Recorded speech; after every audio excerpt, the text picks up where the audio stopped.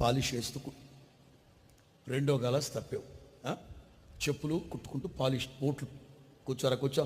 ఒకవేళ భారతదేశంలో దేవుడు సువార్త చెప్పించాలి అనుకుంటే నీలాటోడు అక్కర్లేదు దేవుడికి, కూర్చో.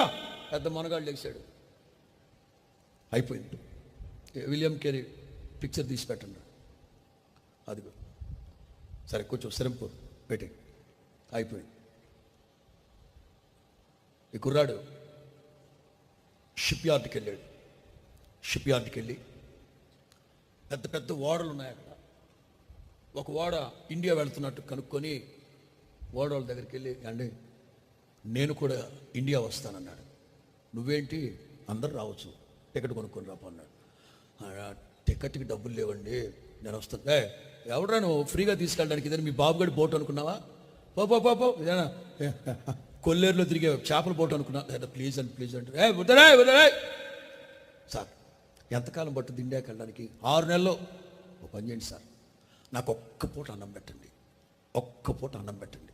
ఈ 6 నెలలు ఈ బోట్ అంతా శుభ్రం చేస్తాను, మీరు ఏ పని చెప్తే అది చేస్తాను. ఏమిట్రా నువ్వు ఇంత నసగాడి ఉన్నట్టున్నావు? సార్ ప్లీజ్ అండి వస్తాను. సరే రాయక 2 జతల బట్టలు కవర్లో పెట్టుకొని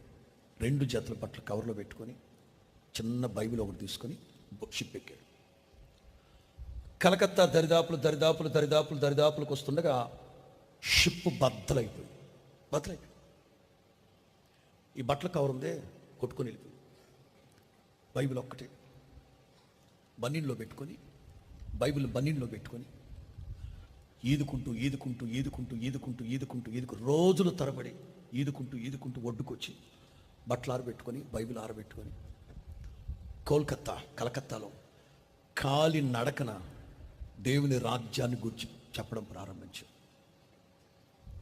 కలకత్తాలో కూర్చొని భారతదేశంలో ఎన్ని భాషలు ఉన్నాయో కనుక్కొని 40 భాషల్లో బైబిల్ తర్జుమా చేశాడు. తను గమ్మత్ చెప్పన 40 భాషలు నేర్చుకొని ఈ తెలుగు బైబిల్ తర్జుమా చేసింది కూడా ఆయనే. నెల్లూరు, కడప బ్రాహ్మణులను కలకత్తాకి పిలిపించుకొని వాళ్ళ దగ్గర తెలుగు నేర్చుకొని తెలుగులో బైబిల్ని అనువదించాడు. భారతదేశం బ్రిటిష్ వాళ్ళందరినీ వెళ్ళగొట్టేసింది. భారతదేశం